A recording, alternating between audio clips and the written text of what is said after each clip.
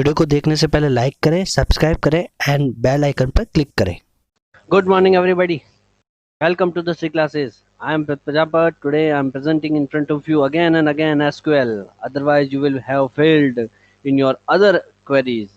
Actually, SQL पर इतनी practice करवाने के पीछे रीजन ही है कि आगे पाइथन और पेंडास जो भी करेंगे या और कोई भी डीबीएमएस का आप कोई सॉफ्टवेयर पर काम करते हो तो आपको एसक्यूएल के अंदर मास्टरी होनी कंपलसरी है। तो we will start now practical classes of SQL. Right now, creating table with SQL constraints. What do you mean by constraints? अभी थोड़ी देर पहले मैंने आपको कंस्ट्रेंट के बारे में हिंट दिया था कि अगर आपको, जैसे कि हमने अभी डेटा डाला था, ब्लैंक डेटा पड़ा है, इस तरीके से तो एक डेटाबेस लॉस हो सकता है, कोई भी एंट्री हो सकती है। तो कंप्यूटर फिजिकली जो चीज नहीं समझती, हम उसको थ्योरी यानी इसके थ्रू समझाएंगे। हमने एक टेबल क्रिएट की, यहाँ पे देखिए क्रिएट टेबल, ठीक है। उसमें कस्टमर नाम दिया, राइट। उसका फर्स्ट नेम आ जाएगा, करेक्टर लिख दिया, लास्ट नेम आएगा, करेक्टर लिख दिया। अब इस तरह address character, city name character, country, birth date, ये सब मैंने करेक्टर लिख लिए।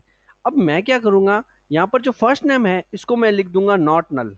क्या लिख दूंगा? Not null. यहाँ अगर मैं नॉट नल मेंशन कर दूंगा ना, तो इसके अंदर क्या होगा कि फर्स्ट नेम को कोई भी जो है ब्लैंक नहीं छोड़ सकता, वो एरर बता देगा या यूजर को वापस याद दिलाएगा कि आपका फर्स्ट नेम वाला ब्लॉक खाली है। इसी तरह लास्ट नेम भी ब्लैंक हो सकता है, किसी का रवि नाम है, ठीक है, पीछे चरण है ही नहीं, ठीक है ना। तो इस हिसाब से एड्रेस कोई दिक्कत नहीं, सिटी बात की बात है, ये सब चीजें नेसेसरी नहीं, लेकिन डेट ऑफ बर्थ को भी मैं नॉट नल कर दूंगा। यानी आप क्या करेंगे, नल और नॉट नल जैसे कंस्टेंट्स, बहुत सारे कंस्टेंट्स है, कौन कौन से कंस्टेंट्स हम इसके अंदर पढ़ेंगे वो आप ध्यान देंगेगा। तो यहाँ पर हम देखेंगे जो कंस्टेंट हम यहाँ पढ़ेंगे वो है हमारे पास ये। तो एक कंस्टेंट्स, कौन कौन से कंस्टेंट्स यहाँ पढ़ेंगे वो चीजें, यहाँ एक टेबल क्रिएट कर लो पहले। तो हमने यहाँ क्वेरी लगा दी टेबल क्रिएट करने वाली। तो हमने, आपने यहाँ देखा होगा, ये देखिए create table, first name, last name, address, और ये सारी चीजें हमने यहाँ डाल दी, पहले एज इट इज डाल दी हमने। तो हमने यहाँ देखा कि जब इसका स्ट्रक्चर देखा तो सारी वैल्यू नल थी क्योंकि हमने कुछ इंसर्ट नहीं कराया। नाउ अब हम डेफिनेशन जो कंस्टेंट्स की है वो देखेंगे यहाँ पर। constant constant is a condition or a check applicable on a field or a set of field। उसके ऊपर एक चेक है कि वो चीज यहाँ पर आपने डाली है या नहीं डाली, या आपको डलवानी है यूजर से या नहीं डलवाना, राइट है कि नहीं है? क्लियर हो गया कि नहीं हो गया? According to user, right. Now अब देखिए कौन कौन से कंस्टेंट्स यहाँ पर हम पढ़ेंगे। सबसे पहले पढ़ेंगे नॉट नल, दूसरा पढ़ेंगे डिफॉल्ट, तीसरा unique, fourth one is check, primary key and foreign key. ये 5 या 6 टाइप के जो कंस्टेंट्स हैं हम यहाँ पर पढ़ेंगे। तो उसमें सबसे पहले स्टार्ट करते हैं not null. SQL not null constants. देखिए टेबल क्रिएट की हमने, क्रिएट टेबल, क्या नाम दिया? कस्टमर।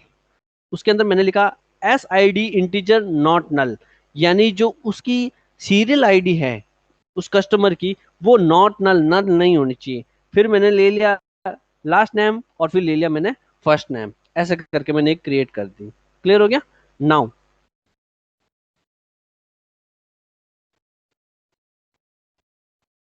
अब ये जो टेबल है, अब इसके अंदर आप ध्यान से देखेंगे अगर, तो यहां पर मैंने एक टेबल क्रिएट की थी, ये रही यहाँ पे, ये आपको दिख रही होगी यहाँ पे, create table customer S I D not null, last name varchar not null, ऐसे करके मैंने एक पूरी वो डाल दी यार, ठीक है ना।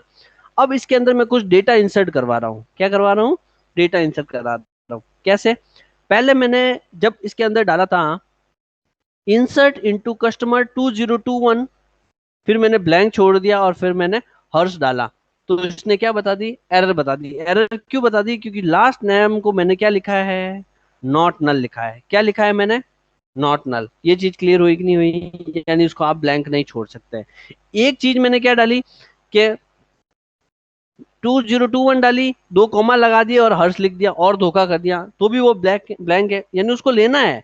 आप वैल्यूज लिख के इंसर्ट कस्टमर वैल्यूज जो होंगे ना, जब वैल्यूज लिखोगे ना इंसर्ट इनटू कस्टमर वैल्यूज, तो उस दौरान ये चीज ध्यान रखना, ये चीज ऐसे होगी।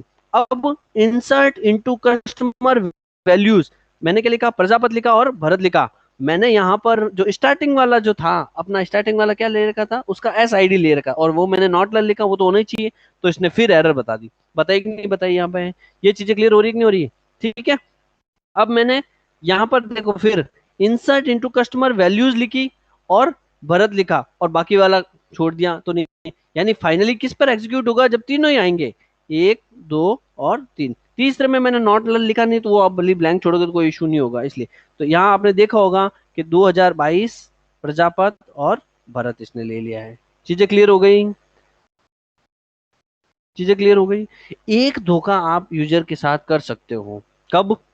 जैसे ये देखिए 2021 वाली जो क्वेरी है, यहाँ पर एक क्वेरी यहाँ एग्जीक्यूट हो जाएगी, ये वाली जो क्वेरी है। ये क्यों एग्जीक्यूट हो रही है कि आपने कॉमा लिखा और ये जो दो है ना, दो कॉलन लिख दिए। तो हमेशा खाली जगह होती है, यानी स्पेस जो होता है वो कंप्यूटर के लिए एक कैरेक्टर है। क्या है? एक टाइप का कैरेक्टर है, ध्यान रख लेना। तो उसने वो खाली जगह ले ली, ठीक है ना।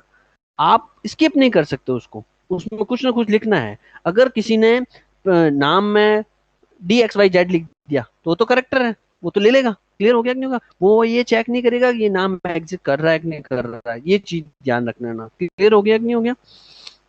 नाउ ये चीजें समझ में आ गई।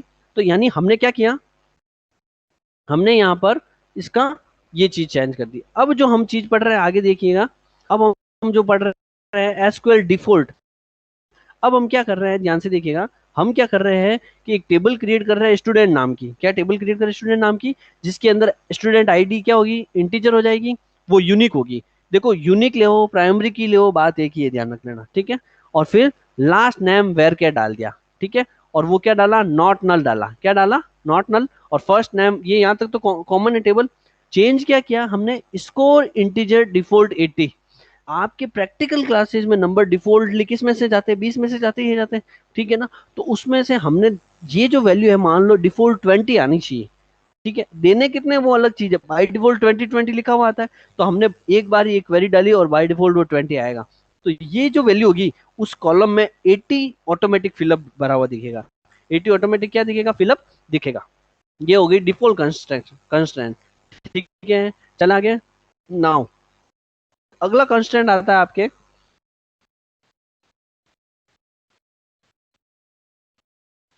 SQL unique constant. क्या आता है? Unique constant. अब यूनिक का मतलब समझिएगा आपने। आपने क्या किया, क्रिएट टेबल कस्टमर नाम की, इसका SID इंटीजर, इसका नाम दे दिया, क्या दे दिया, यूनिक दे दिया। यूनिक का मतलब क्या हुआ, अगर आपने SID मान लो 1 डाली, उसके बाद में क्या डाल दी, 2 डाल दी, और वापस 1 डाली, इंसर्ट करवा रहे हो, तो वो दिखाएगा ऑलरेडी एग्जिस्ट यूनिक आईडी। मतलब एक बार एक ही यूनिक आईडी जिसको अलॉट हो गई वो उसकी हो गई। जैसे कि आपका स्कॉलर नंबर होता है, या रोल नंबर होता है, या रजिस्ट्रेशन नंबर होता है CBSE का, तो वो चीज है। लास्ट नेम और फर्स्ट नेम, ये सेम पीछे वाली क्वेरी। यहाँ तक तो किसी को कोई प्रॉब्लम नहीं। तो हम यहाँ पर जो देखेंगे, ये देखिए, मैंने एक क्वेरी देखी,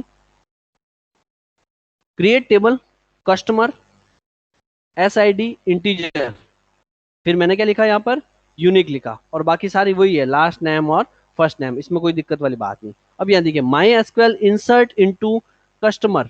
अब यहाँ वैल्यूज डाली मैंने 3 सैनी और दिनेश, ये एक रो। दूसरा मैंने क्या डाला, 2 सिंह और कल्याण, ये 2 डाल दी। अब मैं क्या कर रहा हूँ, ये जो इंसर्ट हो गई यहाँ पर, यहाँ SID इसकी कितनी है, 2 है। यहाँ पर मैंने सेम 2 राज और रेखा। देखिए यहाँ पर क्या एरर आ रही है कि डुप्लीकेट एंट्री टू फॉर की कस्टमर डॉट SID। ये चीज क्लियर हुई कि नहीं हुई? तो आपको हमेशा जो एम्प्लॉय आईडी होती है, स्टूडेंट आईडी होती है, जो भी अगर प्रोडक्ट आईडी है कोई भी चीज, तो वो हमेशा यूनिक डालनी है। क्या डालनी है, यूनिक डालो, चाहे वो चीज डालो। क्लियर हो गया? आगे चले।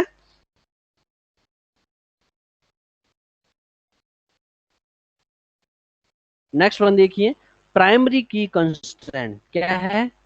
प्राइमरी की क्या क्या होती है, primary key is use to unique identify each row in a table. एक यूनिक तरीके से यूज होती है प्राइमरी की। आप अगर किसी को प्राइमरी की डिक्लेयर कर रहे हो तो वो किसी और टेबल में भी यूज की जा सकती है, जबकि यूनिक की केवल उसी टेबल के लिए यूजफुल है, ध्यान रख लेना। वो दूसरी टेबल में यूज की नहीं होगी, ठीक है ना। और वी कैन से प्राइमरी की कैन कंसिस्ट ऑफ वन और मोर फील्ड ऑन ए टेबल, ठीक है ना। एक से ज्यादा भी टेबल हो सकती है। क्लियर है? When multiple fields are used as a primary key they are called a composite key. Multiple अगर हो रही है तो वो कंपोजिट की होगी। कैसे होगी अभी हम बताएंगे। प्राइमरी की can be specify either when the table is created या तो टेबल क्रिएटेड उस वक्त कर दो, और बाई चांस आपने टेबल क्रिएट कर ली है और अब अगर अपन चेंज करना चाहो तो उसमें भी कर सकते हो आप। ठीक है, दोनों तरीके से मैं आपको बताऊंगा। ये देखिए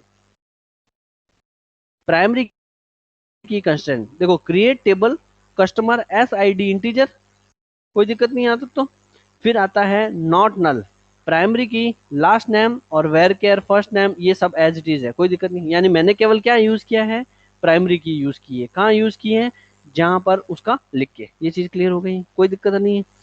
दूसरा तरीका क्या हो सकता है कि आप सब लिख दो और लास्ट में क्या लिख दो, प्राइमरी की, और ब्रैकेट में कौन सा आपने वेरिएबल लिया है उसको ब्रैकेट में लिख दो। एक तरीका ये होगा।